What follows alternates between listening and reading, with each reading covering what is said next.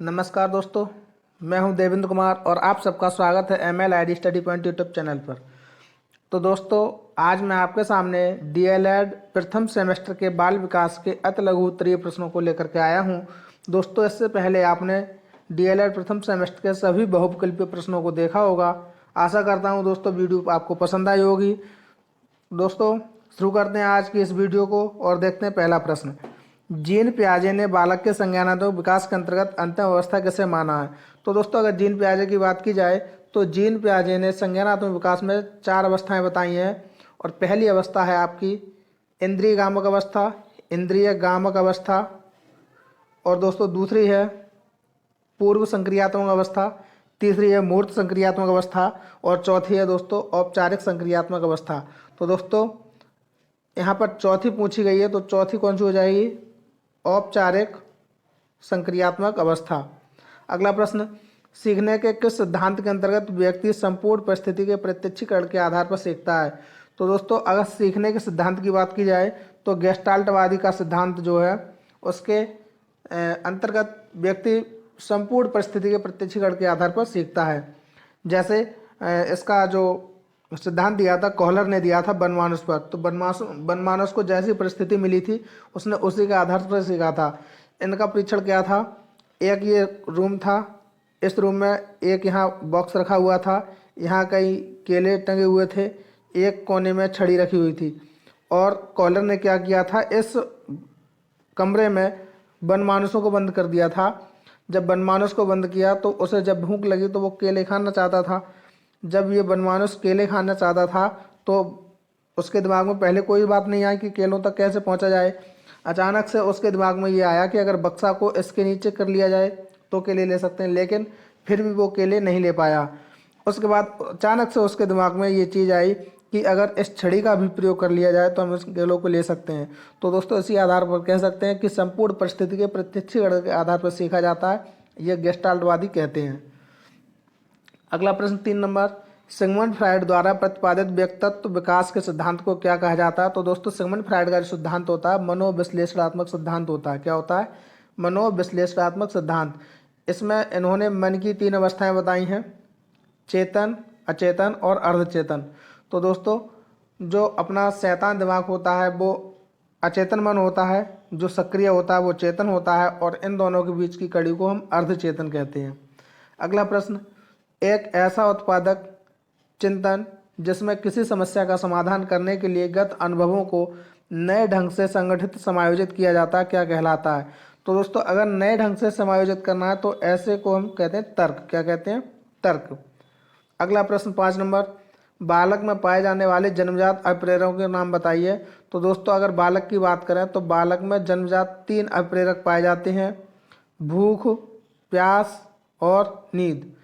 तो दोस्तों, यहाँ पर जन्मजात की अगर अप्रेरक की बात करें तो भूख, प्यास, नींद, तापक्रम, नियमन, मात्रक व्यवहार, काम, पलायन, योत्सा, जिज्ञासा, क्रीड़ा और हास विनोद।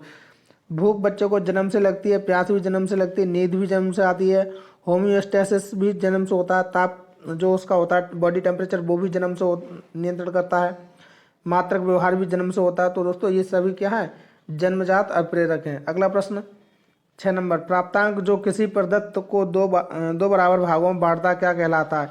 तो दोस्तों, उस अंक को मध्यांक कहते हैं। कैसे कहते हैं? जैसे अगर 3, 4, 5, 6, 7, 8, 9 इस तरह से संख्या लिख ली है दोस्तों, तो यहाँ पर जो 6 है इसे बराबर बराबर भागों में बांटेगा। 3 इधर कट जाएंगे, 3 इधर कट जाएंगे, तो इसे क्या कहेंगे दोस्तों? मध्यांक कहेंगे। मध्य में आने वाला अंक जो होता है वो किन्हीं भी संख्याओं को, किन्हीं भी आंकड़ों को 2 बराबर भागों में बांटता है।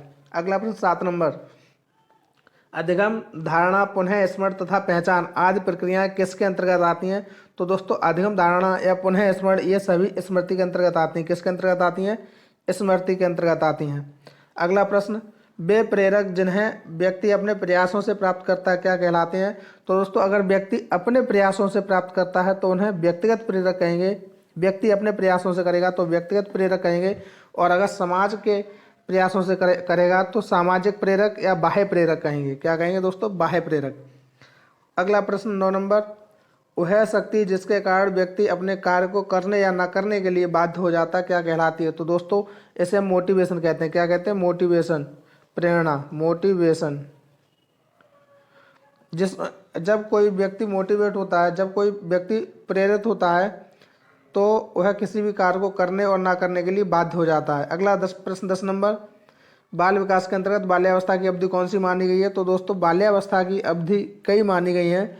जैसे अगर हरलॉक के अनुसार कहें तो 0 से 2 वर्ष तक की मानी गई है, लेकिन डॉक्टर अर्नेस्ट के द्वारा अकॉर्डिंग कहेंगे तो 6 से 12 वर्ष तक की, सॉरी बाल्यावस्था की अगर बात कर रहे हैं तो दोस्तों 6 से 12 वर्ष तक की मानी गई है, और हरलॉक के अनुसार 2 से 6 वर्ष तक की मानी गई है। अगला प्रश्न, जीन पियाजे ने बालक के संज्ञानात्मक विकास की किन 2 प्रक्रियाओं का वर्णन किया है? तो दोस्तों जीन पियाजे ने बालक के संज्ञानात्मक विकास की संवेदीय पेशीय अवस्था और पूर्व संक्रियात्मक अवस्था, ये 0 से 2 वर्ष और ये होती है 2 से 7 वर्ष। जब यहाँ तक बच्चा जो होता है वो बालक रहता है, जो शिशु होता है वो बालक रहता है, इन 2 अवस्थाओं का उन्होंने जिक्र किया है। वैसे संज्ञानात्मक विकास में 4 अवस्थाएं बताई हैं। 2 तो ये हो गई दोस्तों, 2 और होती हैं, एक तीसरी वाली होगी उसमें से पूरा हट जाएगा, संक्रियात्मक अवस्था रहेगा, और चौथे में औपचारिक हो जाएगा। क्या हो जाएगा? औपचारिक। यहाँ दोस्तों मूर्त संक्रियात्मक हो जाएगा यहाँ पर, और यहाँ औपचारिक हो जाएगा या अमूर्त संक्रियात्मक अवस्था हो जाएगा। अगला प्रश्न 12 नंबर, पूर्व ज्ञान, विषय वस्तु, शारीरिक स्वास्थ्य व परिपक्वता, मानसिक स्वास्थ्य व परिपक्वता, अधिगम की इच्छा व प्रेरणा आदि किसे प्रभावित करने वाले कारक माने जाते हैं? तो दोस्तों ये सभी कारक अधिगम को प्रभावित करते हैं। अगला प्रश्न, पावलोव द्वारा अपने प्रयोग में पहले घंटी बजती थी फिर भोजन दिया जाता था, यह प्रक्रिया कई बार होने पर अंत में क्या पाया गया?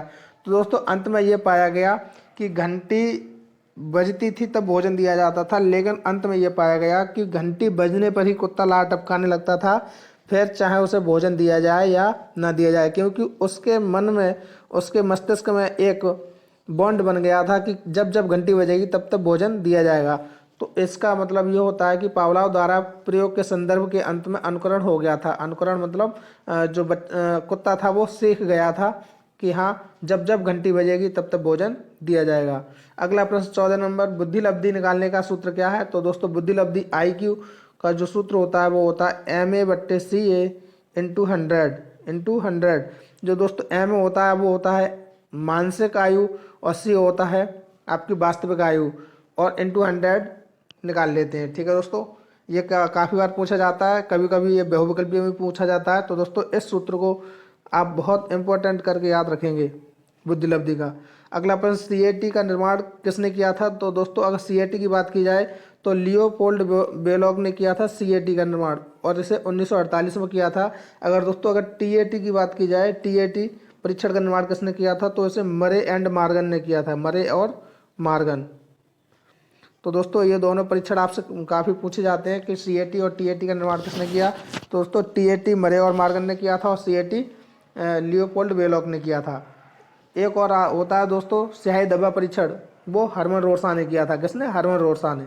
अगला प्रश्न 17 नंबर, अवर्गीकृत प्रदत्त के अंतर्गत विषम संख्या होने पर मध्यका का सूत्र क्या होगा? तो दोस्तों जब अवर्गीकृत हो और विषम संख्या हो, जैसे 3, 4, 5, 6, 7, 1, 2, 3, 4, 5 ये विषम संख्याएं हैं, तब मध्यका का सूत्र हो जाएगा n + 1/2। n + 1/2। n क्या है दोस्तों? कितनी संख्या है? 5 + 1/2 मतलब 6/2, अर्थात तीसरा पद। कौन सा पद? तीसरा पद। तीसरा पद कौन सा हो जाएगा? 5वां हो जाएगा। और ऐसे भी दे सकते हैं, 2 पद इधर काट दो, 2 पद इधर काट दो, तब भी 5वां मध्यका आएगी। तो दोस्तों जब विषम संख्या हो तो मध्यका का सूत्र होता है n + 1/2 वां पद, और दोस्तों अगर सम हो तब ये होगा n/2 वां पद, n/2 वां पद प्लस n + 1/2 वां पद अपॉन 2। जब दोस्तों अगर सम होंगी तब ये सूत्र लगेगा। अगला प्रश्न 18 नंबर, व्यक्तित्व का वह प्रकार जिसके अंतर्गत व्यक्ति दूसरे लोगों, समाज के अन्य लोगों की प्रगति के लिए सोचकर कार्य करता है क्या कहलाता है? तो दोस्तों जब कोई व्यक्ति समाज के लिए सोचता है तो उसके व्यक्तित्व को हम बहिर्मुखी कहते हैं, और जब कोई व्यक्ति अपने आप के लिए सोचता है तो उसे अंतर्मुखी कहते हैं। अब बहिर्मुखी व्यक्तित्व किसका होता है? तो दोस्तों जैसे एक सामाजिक नेता होता है, जो नेता होता है जो समाज के कार्य करता है, उसमें बहिर्मुखी होता है। और दोस्तों अगर बात की जाए अंतर्मुखी की, तो अंतर्मुखी जो होगा वो एक अच्छा लेखक हो सकता है। अगला प्रश्न 19 नंबर, नियमित दिनचर्या, सबके साथ समायोजन, आत्मविश्वास, संवेगात्मक परिपक्वता और आत्म मूल्यांकन की क्षमता किसका प्रमुख लक्षण है? तो दोस्तों ये सभी अच्छे व्यक्तित्व के लक्षण हैं। अगला प्रश्न 20 नंबर, सीखने के वक्र में सीखने में उन्नति होना किस रूप से प्रदर्शित की जाती है? तो दोस्तों अगर सीखने के वक्र में अगर उन्नति होती है तो उन्नति होना वक्र के बढ़ते हुए क्रम में प्रदर्शित की जाती है। कैसे दोस्तों? जैसे ये एक वक्र होता है और पहले इस तरह से होता है वक्र, इस तरह से बढ़ता जाता है, एक वक्र ये होगा, ऐसे ऐसे बढ़ता जाएगा दोस्तों। तो इस तरह के जो वक्र होंगे उन्हें क्या कहते हैं? बढ़ते हुए वक्र कहते हैं, सीखने में वृद्धि को बताते हैं। अगला प्रश्न 21 नंबर, बालक की वृद्धि कब रुक जाती है? तो दोस्तों अगर बालक की वृद्धि की बात की जाए तो लगभग 25 वर्ष की अवस्था में बालक की वृद्धि रुक जाती है। बालक की वृद्धि के विषय में समस्त विद्वान एकमत हैं, परंतु इस बात को सभी स्वीकार करते हैं कि वृद्धि 25 वर्ष की आयु पूर्ण होने पर स्थिरता प्राप्त करके रुक जाती है। तो दोस्तों कितने वर्ष? 25 वर्ष। अगला प्रश्न, टीएटी का संबंध किससे है? तो दोस्तों टीएटी का संबंध जो है व्यक्तित्व परीक्षण से है और इसका आविष्कार किसने किया था, किसने खोजा था? मरे एंड मॉर्गन ने किया था। अगला प्रश्न दोस्तों, स्मृति का मुख्य कार्य क्या है? तो दोस्तों स्मृति का मुख्य कार्य होता है जो चीज़ हमने सीखी उन्हें संजो कर रखना और जब भी हमें जरूरत पड़े उनकी तो उन्हें याद दिलाना। तो पूर्व अनुभव को संजो कर रखना तथा समय आने पर याद दिलाना स्मृति का मुख्य कार्य है। क्या है दोस्तों? जो चीज़ें हमने सीखी हैं उन्हें मस्तिष्क में भंडार करके रखना और जब कभी भविष्य में उनकी ज़रूरत पड़े तो वो चीज़ें निकल के आ जाएं। जैसे अगर हम एग्ज़ाम देने के लिए अपनी तैयारी करते हैं तो उन चीज़ों को पढ़ते हैं तो उन्हें संजो कर रखते हैं, लेकिन जब एग्ज़ाम में कोई प्रश्न आता है तो वो स्मृति जो सजा करके रखी गई थी वही निकल करके आ जाती है, तो इसे स्मृति कहते हैं, स्मृति का मुख्य कार्य कहते हैं। अगला प्रश्न 24 नंबर, सक्रिय विस्मृति से क्या आशय है? तो दोस्तों सक्रिय विस्मृति जो होती है वो किसी बात को जल्दी से जल्दी भूलने का प्रयास करती है। तो सक्रिय विस्मृति का कारण व्यक्ति है वह स्वयं ही किसी बात को भूलने का प्रयास करके उसे भुला देता है। जैसे फ्राइड के अनुसार हम विस्मृति की क्रिया द्वारा अपने खुद अनुभव को स्मृति से निकाल देते हैं। अगला प्रश्न है, सृजनात्मकता से क्या आशय है? तो दोस्तों सृजनात्मकता क्या होती है? सृजन शब्द का अर्थ होता है कि किसी ऐसी चीज़ को बना देना जो विश्व में अवेलेबल ही नहीं है, जो विश्व में अभी उपस्थित नहीं है। जैसे जब किसी ने पहली बार रेलगाड़ी बनाई होगी तो उसने रेलगाड़ी का सृजन किया होगा, जब किसी ने पहली बार ट्रैक्टर बनाया होगा तो उसने ट्रैक्टर का सृजन किया होगा। अब दोस्तों अगर कोई ट्रैक्टर बनाए, अगर रेलगाड़ी बनाए तो अब ये सृजन नहीं है। क्यों? अब तो ये उसकी नकल होने लगी। तो जब किसी चीज़ को सबसे पहली बार बनाया जाता तो उसे सृजन कहते हैं, सृजनात्मकता कहते हैं। तो इसका उत्तर है सृजनात्मकता का अर्थ मौलिकता से लिया गया, मौलिकता मुक्त साहचर्य है। सृजनात्मकता में साहचर्य के तत्वों का मिश्रण रहता है, उस कार्य को सृजनात्मक कार्य कहते हैं जिसके कार्य का परिणाम नवीन हो। तो दोस्तों बात वही है, जिसके कार्य का परिणाम अगर नवीन हो, नवीन मतलब नया, इससे पहले ऐसा कोई परिणाम ना निकल के आया हो, तो उसी को हम सृजनात्मकता कहते हैं। अगला प्रश्न, व्यक्तित्व की परिभाषा लिखिए। तो दोस्तों व्यक्तित्व क्या है?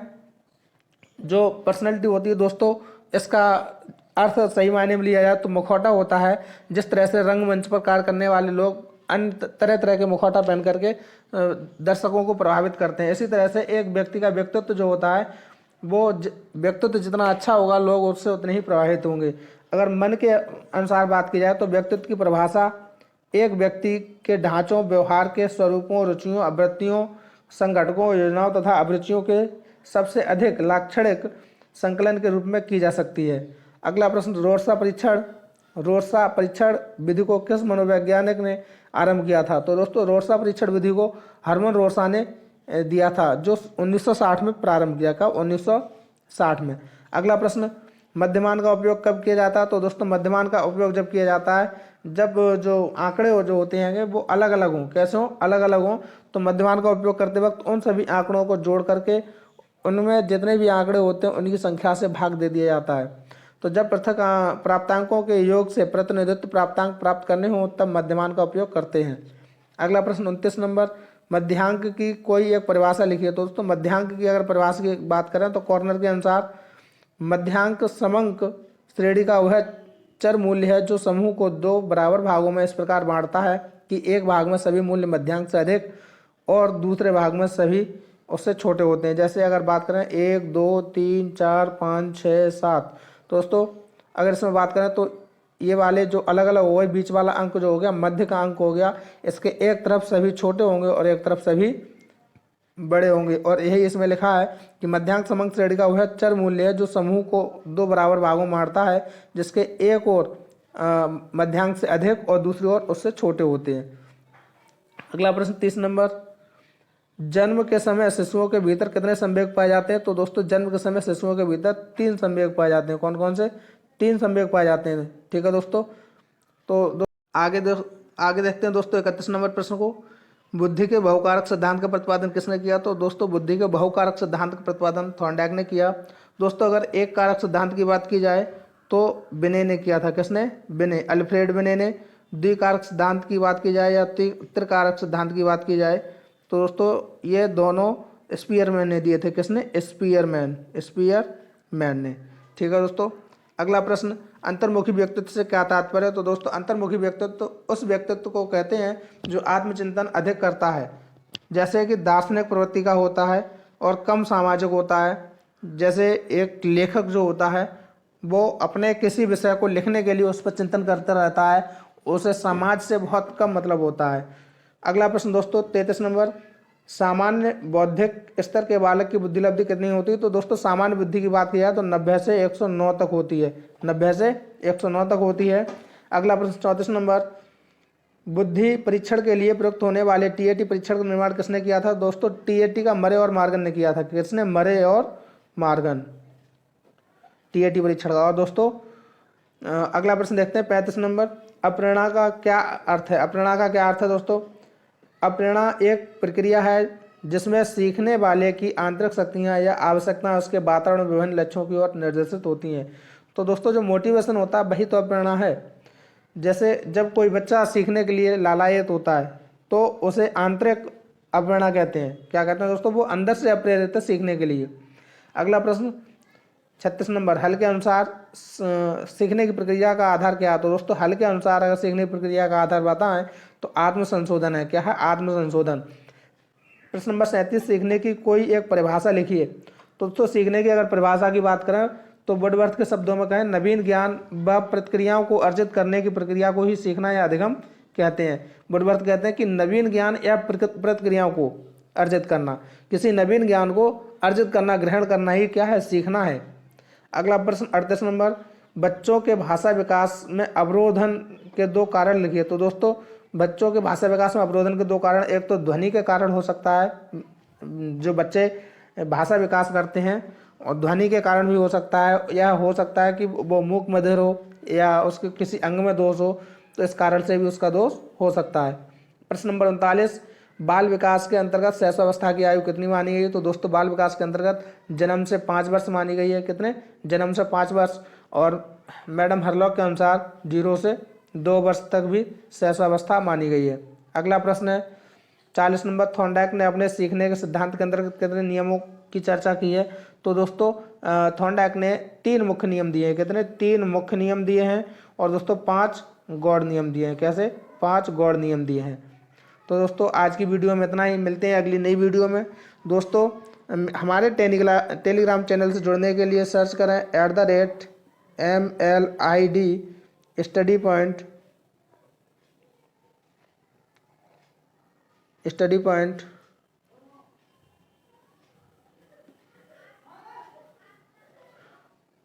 और दोस्तों इसी टेलीग्राम चैनल पर आपको सारी की सारी PDF मिल जाएंगी। तो दोस्तों आज की वीडियो में इतना ही, मिलते हैं नई वीडियो में। दोस्तों अगर वीडियो अच्छी लगे तो लाइक और शेयर करें दोस्तों। और अगर चैनल पर नए हैं तो चैनल को सब्सक्राइब करें। धन्यवाद।